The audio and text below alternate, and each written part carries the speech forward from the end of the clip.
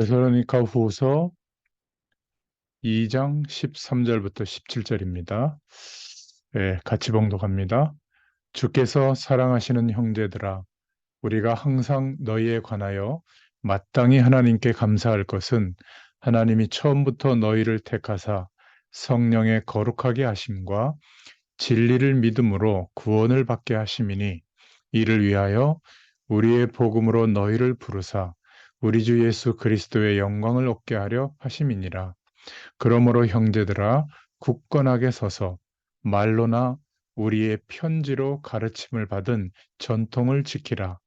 우리 주 예수 그리스도와 우리를 사랑하시고 영원한 위로와 좋은 소망을 은혜로 주신 하나님 우리 아버지께서 너희 마음을 위로하시고 모든 선한 일과 말에 굳건하게 하시기를 원하노라. 아멘. 오늘 데살로니가 후서 제목으로는 다른 힘, 다른 세계라는 제목으로 함께 은혜를 나누겠습니다. 복음 가진 우리 청년, 전문인 산업인들이 이런저런 많은 현실 앞에 놓여 있을 겁니다. 올 한 해도 많은 일들을 겪으면서 인도받아 왔을 거예요. 사람들이 그렇게 질문하는 사람들이 많더라고요. 밖에 나가면 신앙생활 하기가 힘들다. 말씀대로 사업을 할 수도 없고 또 말씀대로 살아가기가 참 쉽지 않다. 어, 이런 말들을 많이 합니다. 과연 성경에 있는 대로 응답을 받을 수 있을까? 정말 우리 복음 가진 청년 전문인 산업인들에게 돈이 많이 필요하고 좋은 사람이 필요하고 또 나를 끌어줄 좋은 스승이 필요하고 환경과 여건이 좋아야 한다. 그런 것들을 많이 기대하는데 어떤 면에서는 맞죠. 그러나 지금부터 내가 어떻게 하나님의 응답을 받아야 할까? 이런 부분을 두고 연말 연초가 되면 좀 생각을 많이 해봐야 됩니다. 특히 예수님께서 부활하시고 난 뒤에 제자들을 감람원이라는 산으로 부르셔서 40일 동안 집중하게 하면서 하나님 나라의 일을 말씀하시고 체험하게 했잖아요. 지금도 우리에게 필요한 것이 바로 그거예요. 열심히 사는 것도 중요하지만 아침이든지 밤이든지 낮이든지 뭔가 중요한 시간을 좀 확보해서 하나님의 말씀을 붙잡고 좀 집중해 보는 굳이 기간을 정한다면 한 40일 정도 이 연말 연초에 그 시간을 꼭 가지시길 바랍니다. 창세기 3장에 하나님 떠난 아담과 하와가 자신들의 노력과 열심으로 될 것 같은 인생관을 갖고 있었잖아요. 또 창세기 6장에는 하나님 떠난 사람들이 하나님 없어도 살만한 세상 배경과 시스템을 만들어냈죠. 그러나 배후에 위에서 떨어진 자, 네피림, 사단의 세력이 장악하고 있었잖아요. 결국 남는 인생과는 창세기 11장에 나와 있는 것처럼 바벨탑을 쌓고 우리 이름을 내고 성공하는 인생관인데 지금도 계속되고 있습니다. 이스라엘 나라를 보면 하나님의 택한 백성들인데도 불구하고 항상 그 주변은 아수르 제국, 바벨론, 애굽, 로마, 블레셋, 아람 제국, 아라비아 제국 이런 강대국들로 계속 쌓여 있었죠. 그리고 항상 하나님의 약속을 잃어버렸을 때 하나님이 주신 다른 힘과 다른 세계의 배경을 놓치게 될 때마다 거의 매번 이 강대국들로 하여금 전쟁이 일어나고 그래서 포로로 끌려가고 멸망의 시간들이 오게 된 거죠. 이런 상황에서 하나님께서 중요한 약속을 주신 겁니다. 그리스도를 보내겠다. 그래서 메시아 오실 땅 가나안 땅으로 가라. 그리고 피 뿌리는 예배, 예수님이 오셔서 죽으시고 부활하시는 그 그리스도의 일을 기억하는 번제를 드려라. 또 광야길 가는 동안에 가나안 땅에 도착하기 전에 새 절기의 축복을 말씀하셨죠. 우리의 힘과 노력으로 될 수 없기 때문에 인생과 세상의 문제는 물을 떠난 물고기처럼 물과 함께 할 때만 해결되는 문제잖아요.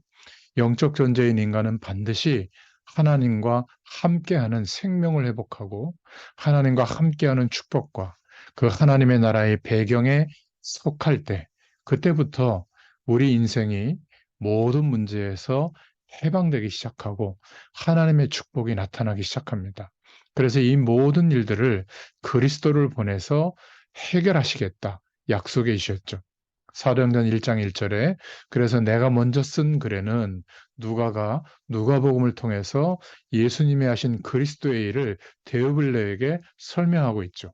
그리고 사도행전 1장 8절에 약속하신 그리스도 안에 속한 하나님의 백성들에게 성령의 충만함을 주시겠다.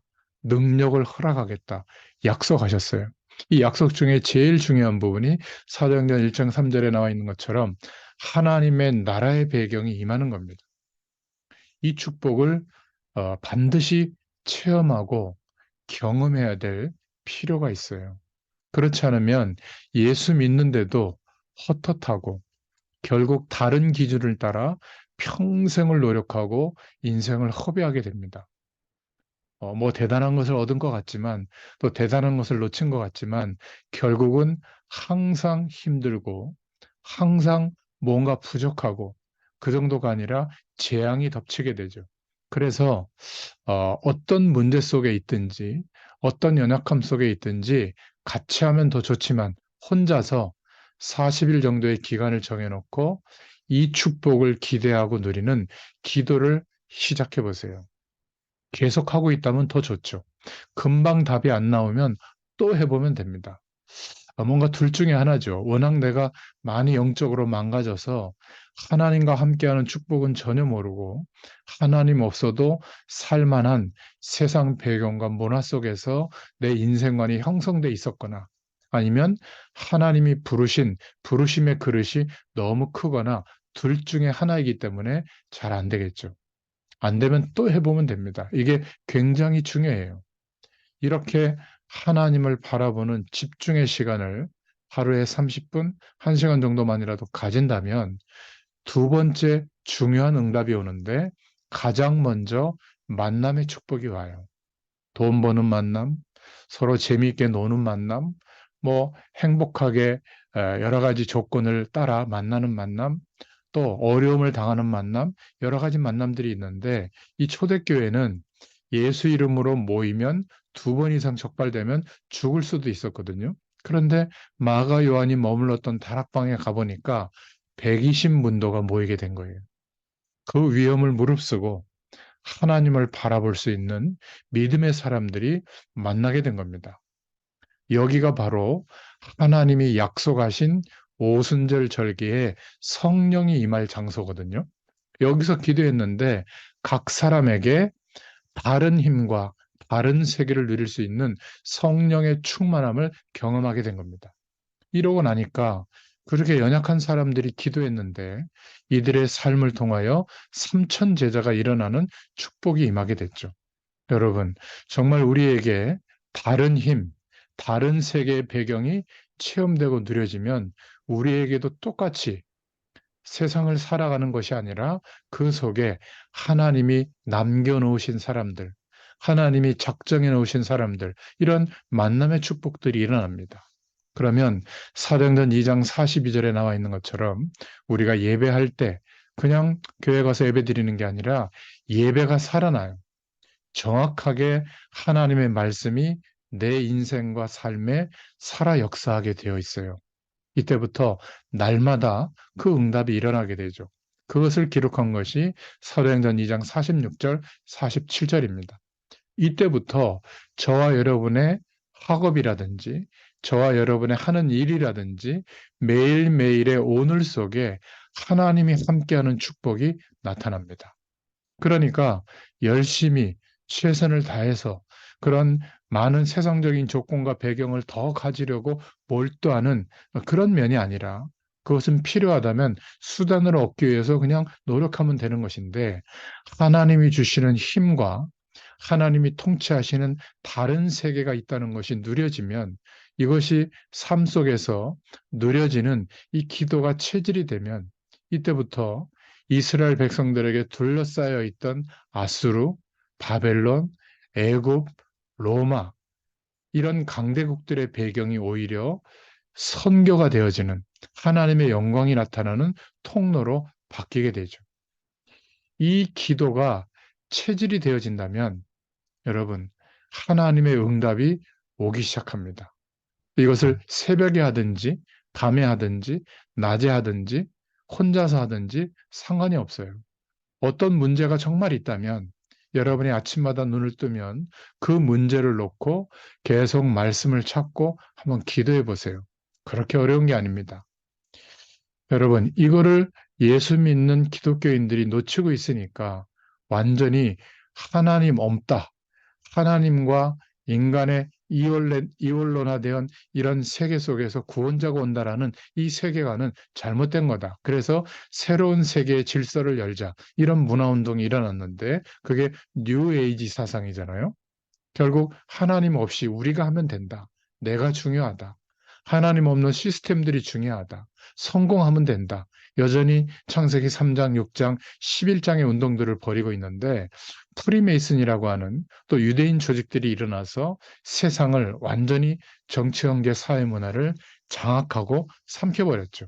어떤 면에서 모슬렘권도 유대인의 배경 속에 있다고 보면 됩니다. 그래서 예수님께서 약속하신 거예요.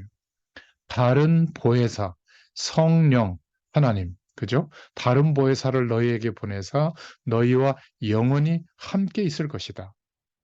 여러분, 우리가 하나님을 바라보고 하나님의 축복을 누리는 이 기도 체질이 되어지면 그 다음에 오는 응답이 있는데 다른 힘이 생기고 다른 힘을 갖게 돼요.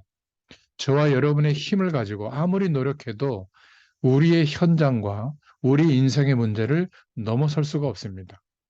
지금 하나님이 통치하시는 하나님 나라의 배경, 다른 세계가 보이게 돼요. 이 다른 힘이 생기면 그때부터 어디에 있든지 하나님의 나라의 배경이 의지가 되고 그 배경 속에서 역사하시는 축복이 우리 인생과 삶에 나타나기 시작합니다. 요셉은 가족 문제로 엄청난 어려움을 당할 때 이 힘을 찾아냈죠.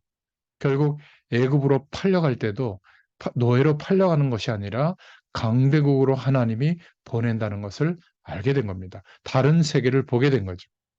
그래서 우리가 정말 기도 제목으로 살아야 될 것은, 삼아야 될 것은 지금 우리는 하나님이 주시는 다른 힘과 다른 세계의 배경을 가지고 그것이 우리의 가장 중요한 기준이 되도록 각인 전쟁 속에 있다는 것을 기억해야 됩니다. 지금 많은 교회들이 이런 중요한 힘과 다른 세계의 배경으로 역사하고 있는데도 불구하고 미자립으로 소멸돼 가고 있거든요. 왜 그럴까? 아니, 세계복음화 해야 되는데 교회는 미자립이고 또 우리는 무기력하고 경제도 없고 연약하다면 말이 안 되는 거죠. 우리 속에 각인돼 있는 것을 바꿔야 됩니다. 하나님 없어도 이래야 된다, 저러면 된다, 이렇게 하면 된다. 그런 기준들이 나쁜 게 아니라 그것은 진리가 아니라 수단의 영역인 거죠. 전부 다른 게 기준으로 각인돼 있기 때문에 이것을 바꾸는 시간이 반드시 필요해요. 별것 아닌 것 같은데도 반드시 하나님의 응답이 오게 되어 있습니다. 무엇이 우리 안에 들어가 있는가? 그거는 분명히 알 수 있죠. 내가 마음과 생각이 어디에 집중되어 있는가? 그거를 체크해 보면 알게 됩니다. 이게 바뀌는 순간에 하나님의 역사하심이 그 기적의 응답이 나타나게 됩니다. 이때부터 하나님의 능력의 역사들이 우리 인생 가운데 일어나게 되는 거예요. 우리는 그냥 보통 우리 속에 각인된 대로 그냥 살아갑니다.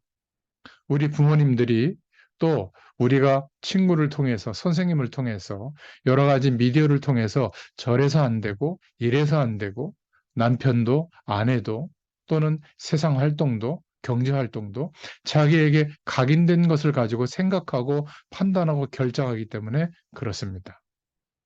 여러분 요셉처럼 노예로 팔려가면 망한 게 아니에요. 우리에게 각인된 것을 가지고 생각해 보면 망한 거죠. 요셉의 머리에 각인된 것은 다른 거였어요. 하나님의 능력을 가지고 있었기 때문에 노예로 가는 것이 아니라 강대국 애굽으로 가는 거였습니다. 지금 세상의 문화, 하나님 없는 인생관과 세계관을 가지고 그것을 앞장서는 사람들이 모든 사람들 속에 틀린 기준들을 각인시키고 있죠. 각종 미디어를 가지고 음악, 영화, 연극, 뮤지컬, 만화, 게임 이런 것들을 가지고 파고들고 있습니다. 재미문화, 모든 청소년들, 청년들의 마음들을 다 빼앗아 버리고 있거든요. 그리고 생각할 수 있는 요만큼의 시간도 안 줍니다. 이러니까 말씀을 상고하고 생각해보고 하나님의 은혜를 구하는 이런 시간이 하루 종일 시간이 주어져도 없는 거예요. 여러분, 각인된 것을 바꿀 수 있어야 됩니다. 여러분이 이 축복을 누리기만 하면 하나님의 역사가 일어납니다. 그래야 이런저런 영적 현상이 우리 주변에 일어나도 흔들리지 않게 되는 거죠. 왜 사도 바울이 이 데살로니가 후서를 기록해서 앞서 보낸 편지에 이어서 또 보냈느냐? 데살로니가 지역에서 핍박을 겪으면서 복음을 지키는 성도들에게 큰 기쁨을 좀 전달해야 될 내용도 있었고요. 또 어, 예수 그리스도께서 다시 오셔서 그리스도인들을 핍박하는 사람들을 심판할 거다. 그리고 믿음을 지키는 성도들은 예수 그리스도와 함께 영광을 누릴 것이다. 이렇게 격려하기 위해서 데살로니가 후서를 썼고요. 또 둘째로 바울은 예수 그리스도께서 곧 다시 오신다. 그러면서 주님의 재림의 시간과 날짜를 우리에게 말씀해 주셨다. 이렇게 떠들면서 돌아다니는 사람들, 그리스도는 없어지고 자기를 더 높이는 이런 사람들에 대해서 경고하고 그리스도께서 다시 오시기 전에 반드시 일어날 일들이 있는데 우리는 어떤 자세로 살아가야 할지 그것을 가르쳐 주기 위해서 편지를 쓴 겁니다. 그래서 사도들의 말로나 편지로 전달한 말씀, 그 가르침을 계속 지켜나가라고 권유하고 있죠. 거짓 예언을 가지고 예수 그리스도의 재림을 잘못 가르치는 말에 속지 말라고 경고하고 있습니다. 데살로니가 1장에 보면 핍박받는 성도에게 환난을 이기도록 격려하고 있고 2장에는 그리스도의 재림에 대한 가르침을 하고 있고요. 3장 1절부터 15절에는 성도들에게 기도를 부탁하고 근면하게 일할 것을 권고하고 있습니다. 그리고 3장 16절, 17절 여기에 맺는 말과 인사로 마무리하고 있죠. 자, 내용을 그렇다면 본다면 첫 번째로 시대마다 심각한 문제들이 일어나고 있습니다. 그 이유는 뭐죠? 교회가 하나님의 백성들이 하나님이 주신 다른 힘이 있는데 땅 끝까지 세계 복음할 수 있는 힘이 있는데 이 힘이 없기 때문에 다른 세계의 배경을 누리지 못하고 있기 때문에 이상한 거 하나 나와서 막 흔들면 휩쓸려 버리게 되는 거죠. 그러니까 미국에서도 교회가 막 싸우니까 그 교회를 빠져나와서 산에 올라가서 복음이 제대로 없는데 기도하다가 뭘 경험한 거예요. 들은 겁니다. 악신을 체험한 거죠. 이래서 하나님의 음성이라고 들리기 시작했는데 몇 년, 몇 월, 며칠에 예수 그리스도가 재림한다. 그래서 교회를 막 흔들어서 상처받고 힘든 사람들을 따로 모은 것까지는 좋았는데 같이 기도하다가 역시 이 그릇된 재림, 그 날씨를 정해서 산에 올라가서 그날 기다리고 있는데 예수님이 안 오신 거예요. 그러니까 주모자인 윌리엄 밀러라고 하는 사람이 막 다시 기도하다가 이게 성령이 아니라 악한 영이 역사하는데 구분이 안 되는 거죠. 예수님이 내려오시다가 다시 올라갔다. 그러면서 내게 한 말이 있는데 너희들이 신앙생활 틀리게 하고 있으니까 바르게 할 때까지 기다리겠다. 안식일을 지켜야 한다. 원래 토요일이 유대인이 지켰던 구약에 지켰던 안식일이잖아요. 근데 교회가 잘못돼서 주일을 지키는 거다. 이래서 뉴욕에서 안식일을 거룩하게 지키는 안식교가 시작이 된 겁니다. 완전히 율법으로 돌아가게 된 거죠. 이게 무서운 거예요. 여러분, 우리가 다른 힘과 다른 배경, 하나님의 역사하시는 하나님의 나라의 축복을 못 누리고 있으면 이 답을 가지지 못하면 갈수록 약해지는 겁니다. 그런데 우리가 조금만 복음 누리는 체질이 되고 다른 힘을 가지고 있으면 어떤 현실도 바꿀 수 있게 돼요. 이 힘을 가지게 되면 저와 여러분 속에 들어있는 각인된 것이 다 바뀝니다. 이게 바뀌면 다른 것도 변화시킬 수 있는 능력이 됩니다. 한국에 있어도 다른 나라에 있어도 똑같아요. 우리 주변에 사람들이 살아나게 됩니다. 이렇게 해야 된다, 저렇게 해야 된다. 그 모든 내용의 핵심은 하나님이 약속하신 성령의 역사하심, 하나님 나라의 배경, 이 축복이 우리에게 실제가 되면 저와 여러분과 같은 소수의 사람만 이 축복을 누려도 영향력이 나타납니다. 한 명 때문에 여러분 교회가 살아나고, 한 명 때문에 여러분 가문이 살아나고, 여러분 복음 가진 청년 전문인 산업인 때문에 이 시대가 변화되는 역사가 일어나게 될 줄로 믿습니다. 우리나라에도 이장님이라고 하는 사람이 1992년 10월 28일에 예수님 재림하신다. 그래서 많은 사람들이 모여서 기도했는데 각 나라에서도 기도했는데 똑같이 손가락이 나타나서 10월 28일을 쓰는 것을 봤다잖아요. 이렇게 마귀의 세력은 아주 교묘하게 영적 현상을 가지고 유혹합니다. 하나님이 함께 하시는 다른 힘과 다른 배경을 못 누리고 있으면 이런 신비주의 같은 영적 현상을 체험하면 다 그것을 믿게 되거든요. 결국 예수님이 오시지 않았죠. 가정도 그만두고 직장도 그만두고 모든 돈을 모아서 여기다 내라. 그리고 기다렸는데 예수님이 그날 안 오신 거예요. 결국 이장님 씨는 구속됐잖아요. 그런데 나중에 조사해 보니까 통장에 막 몇십억이 있다는 거 아니에요? 주님 재림하시는데 뭐하러 통장에 돈을 남겨놓습니까? 이렇게 하나님이 나에게만 특별한 날짜를 계시하고 특별한 음성을 들려줬으니까 이것을 따라라. 그러면서 정상적인 생활을 파괴시키는 것은 절대로 중요한 재림의 사상이 아니에요. 이런 것들을 지금도 아직 예수님이 오시지 않았는데 그때 초대교회 때 벌써 이런 일들이 문제가 생긴 겁니다. 그래서 우리가 예수 그리스도의 재림에 관한 문제에 대해서 말하고 있는데 몇 월, 며칠, 몇 시에 온다는 게 그렇게 중요합니까? 여러분, 바람 피우러 돌아다니는 여자는 남편이 선원인데 그 남편이 오는 날을 엄청 신경 쓸 거예요. 올바른 여자라면 남편이 빨리 올수록 좋은 거 아닙니까? 주님께서 재림하신다. 우리에게는 좋은 거잖아요. 특별히 그날을 위해서 모든 것을 정리하고 막 대단한 일처럼 행사할 일이 없는 거죠. 모든 민족에게 복음이 증거되고 난 이후에 끝이 온다. 마태복음 24장에 오히려 재림을 기다리는 자의 자세는 모든 민족에게 이 복음이 전달되도록 우리의 생을 드리는 이 중심이 주님의 재림과 종말을 기대하는 올바른 신앙인 줄로 믿습니다. 그래서 어떤 환란이 와도 성도는 승리한다는 것이 올바른 재림관이에요.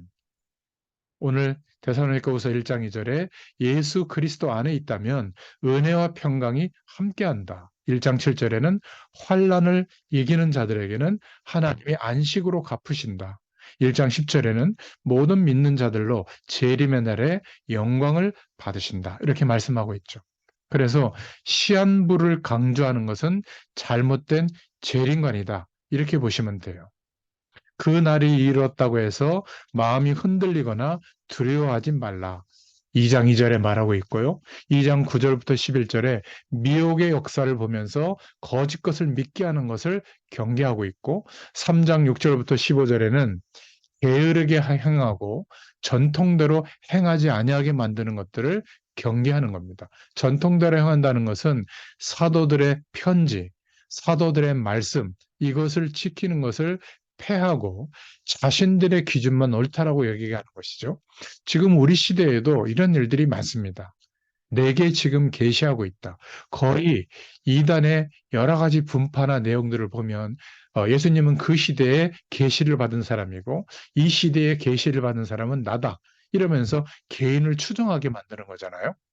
그러니까 예수 그리스도의 중보자의 역할은 없고 자기를 통해서만 하나님의 능력이 나타난다는 거예요.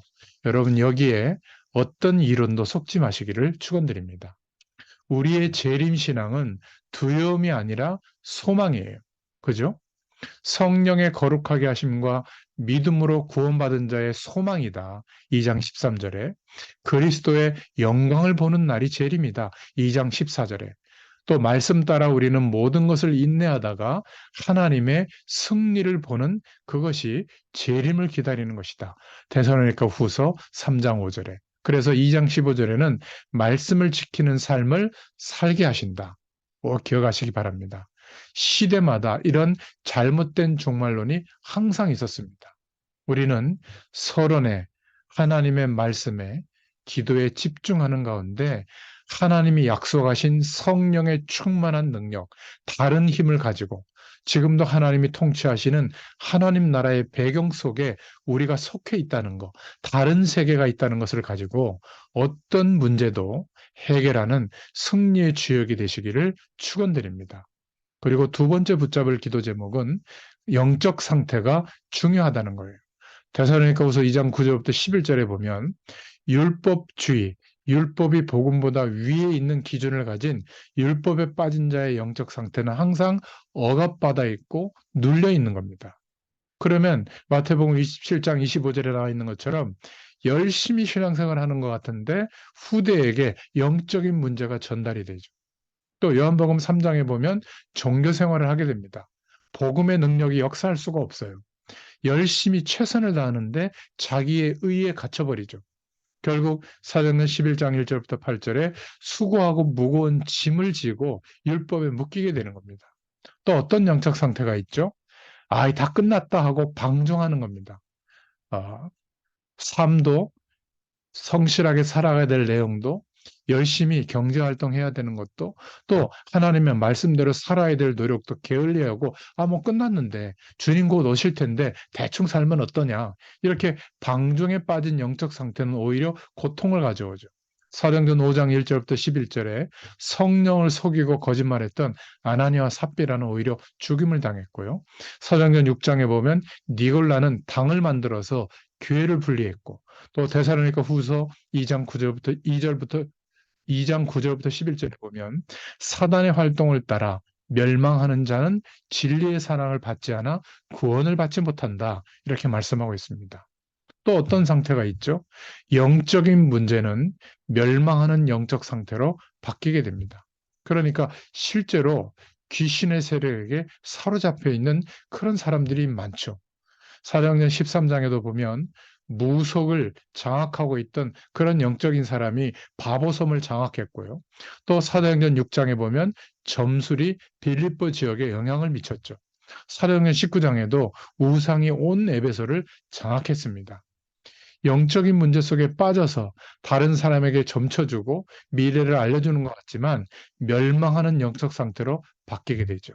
자, 그러면 우리는 어떤 축복을 누려야 될 것인가? 복음을 누리면 영적인 상태가 치유됩니다. 그래서 데살로니가후서 1장 1절부터 2절에 복음을 누리면 하나님의 은혜를 받게 되죠. 1장 3절부터 12절에 복음을 누리면 감사하게 됩니다. 2장 13절 15절에 이 복음의 축복을 누리면 우리의 삶이 감사의 조건으로 바뀌게 되죠. 그래서 그리스도의 해결책을 우리에게 주신 줄로 믿습니다.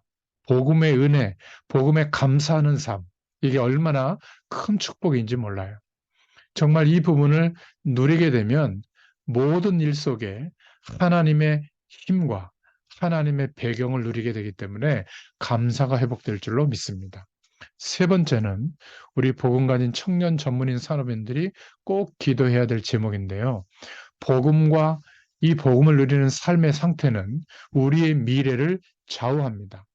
3장 1절부터 12절을 근거로 보면 이렇게 기도 제목을 불잡을 수가 있죠. 하나님의 말씀을 붙잡고 거기에 뿌리 내려질 때 하나님의 능력으로 역사하시게 되어 있습니다. 이 사단의 전략이 뭐죠? 첫 번째로 인간을 멸망시키는 겁니다. 사단이 각인시킨 거, 우리도 모르게 각인돼 있던 것을 이길 수 있는 길이 하나님의 말씀이에요. 그냥 예배를 드리고 끝나는 게 아니라 하나님의 말씀과 은혜를 묵상할 때 우리 안에 각인되어져 있는 기준이 바뀌게 됩니다. 눈을 뜨자마자 이 축복을 잠깐만이라도 생각하고 하나님의 말씀을 붙잡는 이것을 지속해 보세요. 얼마 지나지 않아서 하나님이 주시는 힘과 다른 세계의 축복을 경험하게 될 겁니다.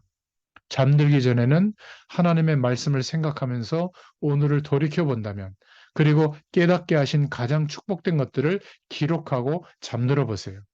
왜냐하면 사단이 거짓으로 속인 노력하면 된다. 최선을 다하면 된다. 하나님 없어도 말이죠. 이렇게 속였던 창세기 3장 기준에서 벗어나야 되는 겁니다. 세상에 좋은 조건만 가지게 되면 성공할 수 있다. 창세기 6장의 네피림의 시대처럼 위에서 떨어진 자 사단에게 사로잡히게 되는 거죠. 아무리 노력해도 평안이 없는 겁니다. 사도행전 11장에 그래서 모든 인간은 자기의 이름을 내기 위해서 성공이라는 기준만으로 살아가게 되는 것이죠. 이게 사단의 전략입니다. 그래서 20세기, 21세기에는 이런 메시지들이 미디어로, 문화로, 영화와 만화와 음악, 뮤지컬, 연극, 패션으로, 상품으로, 음식으로, 게임, 휴대전화기, 컴퓨터를 활용해 가지고 하나님 없어도 살만하다는 거예요. 그런 것이 나쁘니까 농경시대처럼 다 포기하고 무조건 어? 성경 말씀만 봐라. 그 말이 아니에요. 그런 문화의 배경을 통해서 우리가 어디에 각인되도록 속이고 있다는 것을 알면 됩니다.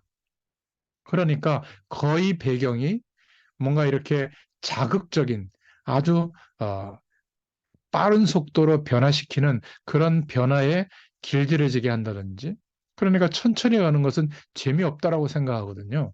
그리고 뭔가 이렇게 대단히 충격적인 폭력이라든지 아니면 그 배우의 귀신을 문화로 만들어서 거기에 대한 어떤 경험을 하게 한다든지 아니면 막 특별한 환생이나 또 내세나 이런 것들을 막 각색을 해가지고 인생관과 세계관을 흐트러 버린다든지 이런 것들 때문에 사실은 너무 많이 뺏기게 되는 거죠. 아침부터 밤늦게까지 우리는 조그만한 미디어, 휴대폰을 통해서 수많은 작업과 메시지를 받는 겁니다. 그러니까 그것을 안 보면 큰일 나는 게 아닌데, 물론 세상의 흐름과 그런 것들을 봐야 되지만, 24시간 그러고 있다면 어떻게 되겠어요? 그죠? 핸드폰을 조금 멈춰놔도 되는 겁니다. 그죠? 엘리트들은 그렇게 하지 않잖아요. 여러분, 나중에 확인해 보면 그렇게 별로 중요한 게 없어요. 이런 것들로 각인시키는데 저와 여러분의 하루에 잠깐이라도 모든 것을 좀 내려놓고 하나님의 말씀과 하나님의 능력으로 집중하는 그럴 때 바뀌게 됩니다. 여러분, 복음으로 삶이 치유돼야 됩니다. 그러면 데살로니가후서 1장 3절의 말씀처럼 항상 하나님께 감사하는 사람이 됩니다. 이러면 사단이 공격을 하지 못하죠. 데살로니가후서 1장 7절에 환난을 하나님의 영광을 위하여 환난을 받는 자들에게는 안식으로 갚아주신다. 말씀을 억지로 잡는 게 아니라 내가 가장 편안할 때가 언제죠? 말씀 안에 있을 때예요. 데살로니가후서 1장 10절에 하나님께서 영광을 받으신다 이렇게 말하고 있는데 하나님께 영광을 돌려드리게 되는 것이죠. 2장 13절에는 믿음으로 구원을 받게 하신다. 자꾸 믿음이 생깁니다. 그럴 때 2장 16절에 영원한 위로와 소망을 은혜로 주시는 줄로 믿습니다. 마지막 네 번째로 데살로니가후서 3장 16절부터 18절에 기도는 영적인 상태를 변화시킵니다. 서론으로 말씀드린 바로 그 은혜와 기도로 시작할 수 있을 때 이 기도는 우리에게 힘이 됩니다. 여러분, 세상에서 일어나는 문제는 세상에서 절대 해결할 수가 없어요. 아무리 노력해도 결국 계속 타락합니다. 막을 수가 없어요. 정상적인 남자와 남성과 여성이 만나서 사랑하는 관계가 아니라 그 남자와 남자가, 여자와 여자가, 동성까지도 사랑하는 이런 것까지로 뭔가 일탈된 그런 문제도 생기기 시작하죠. 이것이 허용되다 보니까 정치하는 사람들은 표만 있으면 되니까 그것을 허락하는 법도 만들고 똑같이 가정으로 인정하는 혜택도 주고 말이죠. 뭐 그렇게 하면 안 된다 그 말이 아니라 영적인 문제가 왔기 때문에 정상적인 것으로는 만족을 느끼지 못하고 뭔가 일탈된 것 속에서 상식적인 것을 가지고 정상적인 것처럼 여기는 그런 상태로 살아간다는 말이죠. 결국 견디지 못하니까 약물에 중독이 되고 결국 해봐도 안 되니까 자살까지 가는 겁니다. 그렇죠. 영과 육이 죽어가고 있는 거예요. 이렇게 영적 세계에 혼란이 일어나고 있는 겁니다. 창세기 11장에 바벨탑을 지어서 우리 이름을 내자 하나님께 도전했지만 그 바벨탑은 무너지게 되는 거죠. 사도행전 13장, 16장, 19장에 우리의 현장에는 무속과 점술과 우상이 가득해서 결국 그 배경 속에 인간의 한계를 뛰어넘는 여러 가지 영적 현상을 쫓아가지만 재앙으로 끝나게 되죠. 계시록 12장 1절부터 9절에 하늘에서 쫓겨난 사단은 지금도 이렇게 활동하고 있는 겁니다. 그래서 이 세상의 배경을 이기고 그것에 오는 문제와 재앙들을 변화시키는 힘은 기도밖에 없다. 세상을 살리는 것은 올바른 기도밖에 없습니다. 올바른 기도만이 이 세상과 우리를 살릴 수 있게 됩니다. 올바른 기도가 뭐죠? 사도행전 1장 1절에 말한 것처럼 예수 그리스도의 축복을 누리는 기도예요. 올바른 기도가 뭐죠? 성령께서 약속해 주신 하나님 나라의 배경, 그 축복을 누리는 기도입니다. 사도행전 1장 3절에. 그리고 성령 충만을 누리는 기도예요. 구하면 그 축복을 주십니다. 1장 8절에. 올바른 기도가 뭐죠? 하나님이 준비해 주신 올바른 만남, 평생 복음운동, 전도운동 할 수 있는 그런 만남이 기도 속에서 일어나게 되죠. 올바른 기도가 뭐죠? 날마다 이 축복을 누리게 되는 겁니다. 사도행전 2장 42절, 46절, 47절에 응답이 오게 되죠. 다른 힘을 가지고 모인 게 로마서 16장의 사람들이에요. 이러면 현장을 바꿀 수 있게 됩니다. 복음 누리는 기도를 시작하자. 그리고 하나님이 세우시는 서밋의 자리에 오르는 기도를 시작하자. 사도행전 1장 14절에 오로지 성령 충만을 두고 기도하자. 모일 때마다 세상 배경도 얘기해야 되지만 예수 그리스도의 죽으심과 부활, 그 그리스도의 축복과 복음의 능력을 떡을 떼며 교제하기를 힘썼다. 2장 42절에. 그리고 로마서 16장 1절부터 27절에 영세전부터 감추어졌던 복음을 위해서 기도하고 누릴 수 있기를 축원드립니다. 그러면 삶을 누리는 기도가 됩니다.